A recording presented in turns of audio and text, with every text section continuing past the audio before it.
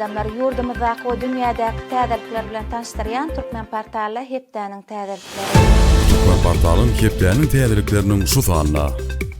Türkmenistanyň prezidenti Oba Hojalyk budunyň meselesi boýunça iş maslahatyny geçirdi. Türkmenistanyň prezidenti Ministrler Kabinetiniň nowatdaky mejlisini geçirdi.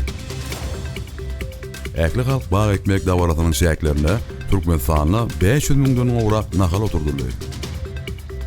Türkmenistanyna hasyl toý münasibetli dawaralar geçirildi. Türkmenistanyna Orgulata adly halkara kino festivaly geçirildi. Aşgabatda Türkmentel 2024 adly halkara sergi we ilmi maslahaty geçirildi. Tenis boýunça Aşgabat Open 2024 adly halkara ýaşy tamamlandy we beýle habarlar.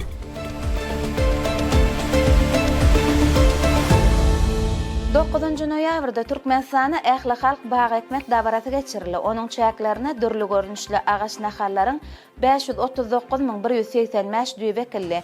Çäre prezident Serdar Berdimuhammedowyň şeýle hem hökümetiň harby we hukuk goraýjy daralaryň diplomatik wekilhanalaryň we halkara guramalaryň wekilleriniň gatnaşmagyna geçirildi. Çäräniň dowamyny odal eklen 2 milliondan gowrak bağa ide etmek işleri geçirildi. Prezident Serdar Berdimuhammedow bağ nahallarynyň ýygyderli ekilmeginiň ekologiýa ýagdaýyny gowlandyrmakda möhüm ähmiýete eýedigini ünsü çekip, daşky gurşaw goramak boýunça durmuşa geçirilýän işleri hemişelik gödekçilikde saklamak tapşyrdy.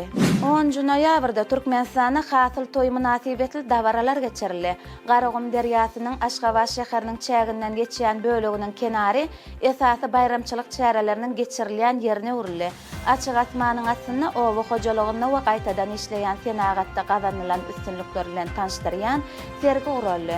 Onda Amal Haşam Synowatynyň eserleri her biri türkmen seçgiçi alimleriň köp ýyllyk zähmetiniň netijesi bolan orta we inçe süýümli paxtanyň en gowy görnüşleri, türkmen buğdaýynyň naýbaşy görnüşleriniň tohumlary, çörek we çörek önümleriniň sergisi görkezildi. Balkan welaýatynyň paxtaçy daýhanlary 16 000 tonnadan gowrak paxta hasylyny ýygnap, paxta taýýarlamak baradaky şertnamalaryň boşnamasyny möhletinden öň ýerine ýetirdiler. Bu üstünlük Oba senagat toplumynyň giňerimde döwre wagtlaşdyrylmagy we Oba hojalyk önümçiligine häzirki zaman tehnologiýalarynyň ornaşdyrylmagy netijesinde gazanyldy. 11 noýabrda Türkmenistanyň prezidenti Serdar Berdimuhammedow Ministrler Kabinetiniň başlygynyň ornmasary Ata Halifowyň hemde welaýatleriň häkimleriniň gatnaşmagyna iş maslahatyny geçirdi. Onda ýurdun Oba hojalyk toplumyna alınıp barlayan işlere hemde Oba milli maksatnamasynyň ýerine ýetirişi bilen baglanşykly meselelere garaldy. İş maslahatyna welaýatlarda paxta ýygymynyň we ýygnalan hasyly kabul ediş harmanhanalaryna bökdönçsiz kabul etmek işleriniň dowam edýänligi aýdyldy. Şeýle hem buğday ekilen meýdanlarda ýydak işleri, hususan gögörş we ösüş suwuny tutmak işleri ýerine ýetirilýär. Türkmenistanyň bilim ministrligine bir tan wekiliýeti bilen duşuk geçirildi. Saparyň maksady Türkmenistanyň bilim edaralary bilen tanışmakdan, olaryň ýol başçylary we ingliz dili mugallimleri bilen duşuklary geçirmekden, şeýle hem ingliz dilini okutmagyň häzirki zaman zerurlyklaryny öwrenmekden ibaratdyr. Söhbetdeşler iki ýurdun ýokary okuw mekdepleriniň arasynda şol sany 2 diplom almak maksatnamalarynyň çäklerine hyzmatdaşlygy ösdürmek meselesiniň üstünde hem durp geçdiler. 11 noýabrda Türkmenistanyň Daşary işler ministri Raşid Meredow bilen Birleşen Milletler Guramasynyň Türkmenistana hemişelik utgaşdyrjysy Dmitri Slapachenko'nyň arasynda duşuk geçirildi. Duşugyň dowamyny taraplar Türkmenistan bilen Birleşen Milletler Guramasy we onuň ýürütleşdirilen edaralarynyň arasynda hyzmatdaşlygyň wajyp ugurlary boýunça pikir alşdylar. Duşukda howanyň üýtgemegi bilen baglanşykly meselelere aýratyn ünsürildi. Taraplar 2024 ýylyň ahyryna çenli geçiriljek bilelikdäki çärelere taýýarlyk meselelerini, şeýle hem Birleşen Milletler Guramasynyň baş assambleýasy tarapyndan Türkmenistanyň başlangyjy bilen halkara parahatçylyk we ynanşmak ýyly hökmüne eglan edilen 2025-nji ýyl üçin gödeňinde tutulýan meýilnamalary ara alyp maslahatlaşdylar. 11-12 noýabrda Aşgabat şäherine möhüm energetika infrastrukturasyny terrorçylykly hüjümlerden goramagyň meselelerine başlanan bilermenler derejesinde 2 günlük halkara maslahat geçirildi. Duşuğa gatnaşjylar energetika infrastrukturasyna awanýan howplar barada pikir alşdylar. Bu uğurda öňdebarjy tejribäni paýlaşdylar. Energiýa terişdeleriniň serhydysy uğradylmagynyň ygtybarlylygyny we durnuqullygyny üpjün etmek üçin halkara hyzmatdaşlygyny pultalandyrmagy hemde tagallalary utgaşdyrmagyň meselelerini aýratyn üns çekildi. Türkmenistanyň topary Indoneziýada geçirilen halkara oýlap tapyşlaryň ýarmarkasyny özüniň ilmi oýlap tapyşyny tanıştyrdy. Bu halkara forumda Türkmenistanyň Oğuz Xanadynaky Injener Tehnologiýalar Uniwersitetining mugallymi Mekan Aliýew hem-de 4-nji ýyl talebi Gowşut Akmuradow Türkmenistanyň wekilçilik etdiler. Forum 24 ýurtdan 324 topary bir ýere jemledi. Halkara oýlap tapyşlaryň ýarmarkasy bilim, jemgyýetçilik ilimler, daşky gorşaw, ýaşaýyş durmuş esaslary, tehnologiýa, matematika, fizika we energetika injenerçiligi ýaly 7 ugur boýunça geçirildi. 13-15 noýabr aralygynda Türkmenistanyň Döwlet Medeniýet Merkeziniň Mukamlar Köşküni Gorkuda tatly halkara kino festivali geçirildi.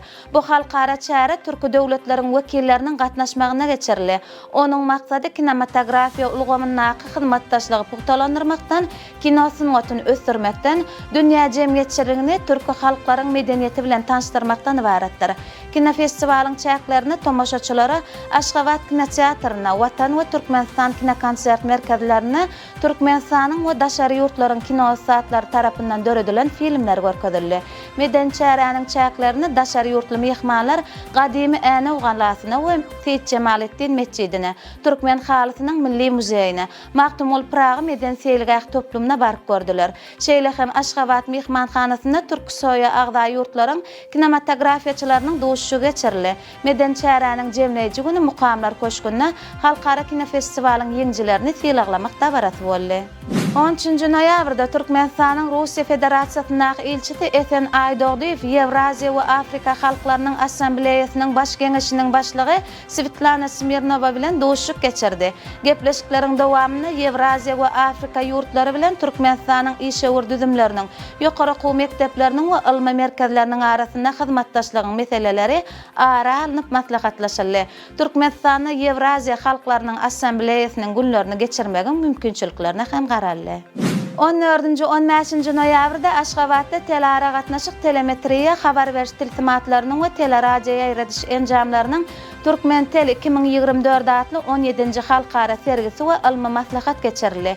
Her ýyl geçirilýän bu halkara forum ýokary tehnologiýalar, innovasiýalar, telekommunikasiýa ulgamlaryna ýetilen sepkitleri tanışdyrmaga, tejribe alşmaga mümkinçilikler edýär.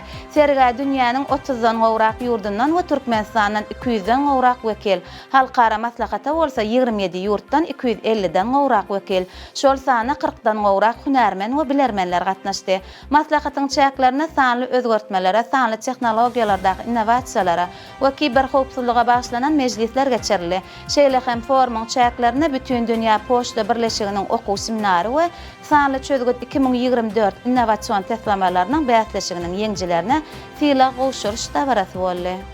14 noýabrda Türkmenistanyň Bilim Ministrliginde ministriň ornmasary Azat Ataýew we Günnogary Ýewropa we Merkezi Aziýa tefti boýunça ekspert müdiri Sara Çejiňiň arasynda duşuşyk geçirildi.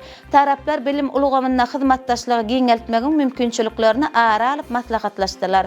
Türkmen bilim edaralaryny akkreditasiýa etmegiň mümkinçilikleri, şeýle hem 2025-nji ýylda Türkmen Britan Sowda Senagat geňeşmeleriniň mejlisini geçirmek meseleleri ara alyp maslahatlaşyldy. 14 noýabrda Brüssel şäherinde Ýewropa parlamentiniň binasynda Türkmenistan bilen Ýewropa Birleşiginiň 7-nji parlamentara duşuşy geçirildi. Türkmenistanyň wekiliýetine Türkmenistanyň mejlisiniň adam hukuklary we azatlykları goramak barada komitetining başlygy Ýusupguly Eşşäýew, Ýewropanyň wekiliýetine bolsa Merkezi Aziýa we Mongoliýa bilen gatnaşyklary boýunça Ýewropa Birleşiginiň wekiliýetiniň başlygy Jose Prinçi ýolbaşçylyk etdi. Taraplar özara gatnaşyklaryň häzirki ýagdaýyny we hyzmatdaşlygy ýola goýmagyň täze uğurlaryny ara alyp maslahatlaşdylar. Wekiller ykdysady gatnaşyklary çoňlaşdyrmaga gyzyklanma bildirdiler. Türkmen tarapy bazaryň el ýeterligini ýokarlandyrmaga we daşary ýurt maýa goýumlaryny howaslandyrmaga, ähli hyzmatdaşlar üçin deň şertleri üpjün etmäge gönükdirilen kanun çykarjylyk çärelerini beýan etdi.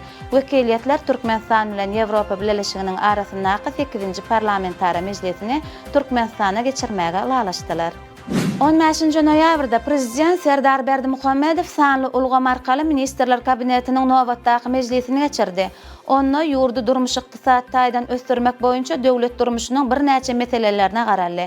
Ilki bilen Türkmenistanyň mejlisiniň başlygy ýurdun kanunçylygyny kämilleşdirmek boýunça alınıp berilýän işler barada hasabat berdi. Soňra vice-premierler hemde Ministrler Kabinetiniň ýanynaky Ulug we Kommunikasiýalar Agentliginiň baş direktori gözegçilik edýän düzümlerine ýerine getirilen işler, olaryň netijeleri barada hasabatlar berdiler. Mejlisiň dowamyna Prezident Serdar Berdimuhamedov hasabat dinläp, ýurdun durly toplumlaryna, milli ykdysadyýatyň pudoklaryna alınıp berilýän işler, pudoklary mundan meýlekde ösdürmek ugruna wezipeler bilen baglylykda degişli ýol başçylara anyk tapşyryklary görkezmeleri berdi. Şeýle hem Begenç Goçmolaýew işde goýberen düýpli kemçilikler üçin Türkmenistanyň sowda we daşary ykdysady ara gatnaşyklar ministri wezipesinden moşadyldy.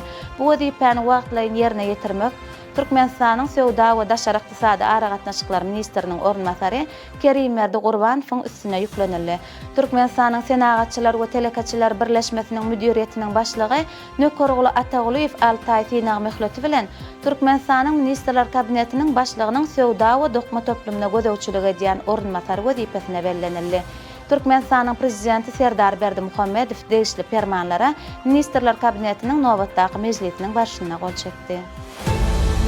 Dünya täzelikleri. Azerbaýjanyň paýtagty Arasda howany üçin etmek uğruna täze ädim edýär. 1 dekabrdan başlap Bakuň köçelerinden tehnologiýanyň iň täze gazananlary bilen enjamlaşdyrylan döwrewap elektrobuslar hereket eder. Olarda ýolagçylar üçin yüzbi zaryat berjileri, sensor dugmalary gözden tutulur. Şeýle mümkinçilikler bolan adamlar üçin bolsa ýürüýte banduslar üçin edilýär. Sürücüler ýol herketiniň hopsuzlygyny ýokarandyrmak üçin aýlawly görüş kameralary bilen enjamlaşdyrylan täze ulary dolandyrmak boýunça okuwlar geçdiler. Elektrobuslara hyzmat etmek üçin zaryat beriş stansiýalary bolan 210 ulak üçin ýetlenen täze depo guruldy. Dubayda täze bilim taslamasy okutmak prosesine video oýunlary ornaşdyrmak arkaly adaty mektep bilimli maksatnamasyny ütgetmäge taýýarlanýar. Taslama köpçüligiň video oýunlaryna bolan garaýyşyny ütgetmegi maksat edilýär. Döröjüleriň bellemegine görä, gerim boýunça aýdymsal we kino formaty pudoklarynyň birlikdäki netijesinde de has giň bolan oýun pudogy ýaşlaryň hünär taýdan ösmek üçin uly mümkinçilikler açýar. Birleşen Arap Emirliklerine ýylatyň 4-den 1-iniň işen oýunçy boljakdygyny we Saud Arabistanyna bu köjüniň 60 götürme ýetişekdigini çaklanýar. Nemes slacklinerleri Frizi Kühne we Lukas Irmer ekstremal sportda dünýä rekordyny oýdular. Olar 2500 metr beýiklikde howa şarlarynyň arasynda gerilen tanapda ýürdiler. Bu üstünlük 2021-nji ýylda Braziliýada 1900 metr beýiklikde goýulan uzalky rekorddan öňe geçdi. Britan muzeyi görülüp eşdilmedik sowgadarly. Percival David'in Gadnafi muzeyi bahasy 1,25 milliard dollardan gowrak bolan Hytaý farfor ýondasyny sowgat etdi. 1700 sany öz boşy predmetlerine warat bu ýygyny Hytaý sanatynyň 17 asyryny, biziň ýamyzyň 3-nji asyryndan 10-nji asyryna çenli döwri öz üçin alýar.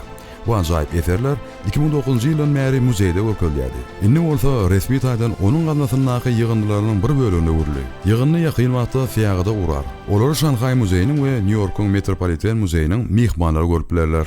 Gazakistan Respublikasynyň Fiýagçylyk we Sport Ministrligi 16-njy noýabrdan iki ýurdun arasynda hereket edip başlajak öz boşly Ýüpek ýoly demir ýol fiýagadynyň ýola goýulanyny habar berdi. 4 günlük uğur Almaty, Türkistan we Daşkent şäherleriniň üstünden geçip fiýagaçylara iki döwletiň baý taryhy we medeni miras bilen tanışmaga mümkinçilik berýär. Fiýagat maksatnamasy Sowetiň gözel ýerlerini baryp görmegi öz üçin alýar. Hindistanyň Gorunmak ministrligi ilkinji harby kosmos turgulnyşynyň geçilerini habar berdi. 3 günlük turgulnyşyk kosmos infrastrukturasynyň mümkinçiliklerine hemme taraplaryň baha bermek we orbital ulgamlarda näsadyklykly dören halatynda ýüze çykyp biljek tewekkelçilikler kesitlemek üçin guruldy. Türlü uruşlaryň kosmos tehnologiýalaryna garaşlarynyň derňegine aýratyn üns berildi. Ady ýeriň ýokarsyndaki asmana turgulnyşyk diýip terjime edilýän bu turgulnyşygy Hindistanyň Gorunmak kosmos agentliginiň hünärmenleri we ähli goşun görnüşläriniň wekilleri gatnaşdylar. Maksatnamanyň şeýeklerine ýurdun innowasion kosmos işläp taýýarlamalary we häzirki kosmos taslammalary aralyp maksatlaşyldy. Italiýa uzak ýaşlaryň ýurdu hökmüne derejäni elden berenow. Statistika boýunça Milli Institutynyň maglumatlaryna laýykda soňky 10 ýylda ýurtda ömür saly 100 ýaşdan geçen adamlaryň sany 30 götürme artdy. Ýagny hünärmenler 2024-nji ýylda 104 ýaş aralygynda 20 günden gowrak ýaşaýjyny hasaba aldylar. 2014-nji ýylda olaryň sany 17 000 töweregdi. Şunda ýaşy 110-dan geçýänleriň sany 21 adama ýetdi. Bu 2009-njy ýyllardan 2 sekenler.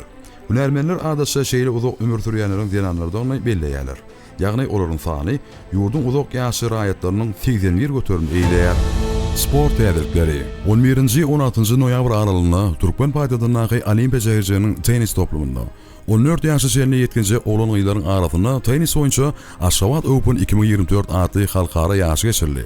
Ýaşy Ýewropanyň we Aziýanyň 12 ýurdundan turguna gatnaşdy. Bu halkara bäýdişige Türkmenistanyň Beden we sport baradaky döwlet komiteti hemde Türkmenistanyň tenis federasiýasy tarapyndan guruldy.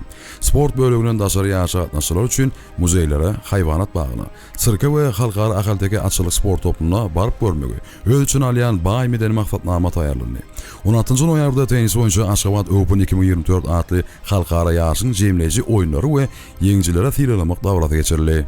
Daşowdan Turan toporlaryň futbolçulary 1-nji liganyň toporlarynyň arasynda Türkmenistanyň çempionatynyň final ýaşyna çykyş ederler. Olar ýurdun Demirgazyk welaýatynyň sevitlen ýaşlaryna ýeňişe alanyp bu hukuga eýe bollar.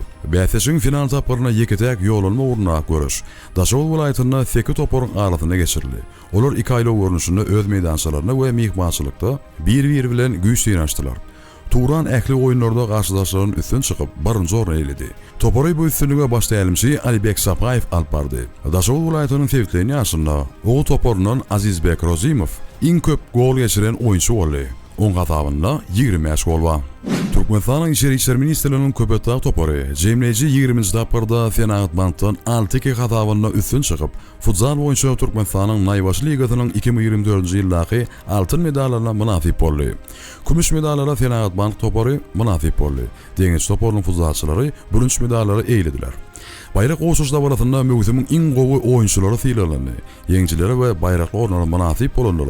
Fiýlalary Türkmenistanyň futbol federasiýasynyň başlygy Owans Muhammed Öwekov oşurdy. Türkmenistana ilkinji höwetçiň Ranraş Ilgaw klubynyň wekilleri Samarkand Marafon 2024 adly 6-njy halkara haýyr sagawat ilgawynda üstünlikli çykyş etdiler. Giň gerimli sport şäheretine 43 ýurtdan 5000-den gowrak adam gatnaşdy. Marafon Samarkandyň taryhy merkezine geçirildi. Türkmen klubynyň Selvi Hojaýewa, Gonç Ubaýew hemde Timur Kulmuratov wekilçilik etdi. Ilgaw atnaşanlar şähereniň ýokary derejede gurulanyny we sport bayramçylygynyň täsir urşumy elediler. Erkin görüş boýunça Türkmen türgenleri Hytaýyň Siýan şäherine tamamlanan Uçak we ýol adly halkara bäýteşiginde 4 medal aldylar. Türkmenistan milli ýyldysnyň peýelwanlary 1 altyn, 1 kümüş we 2 bürünç medala munasip boldylar. Olardan döwlet Uralygyşew 86 kg çenli agram derejesinde altyn medal gazandy. Kümüş medala Ziya Muhammed Saparow 125 kilode. Bürünç medallary Perman Homadow 70 kilode we Şahat Kemilayev 97 kilode gazanmagy başardylar.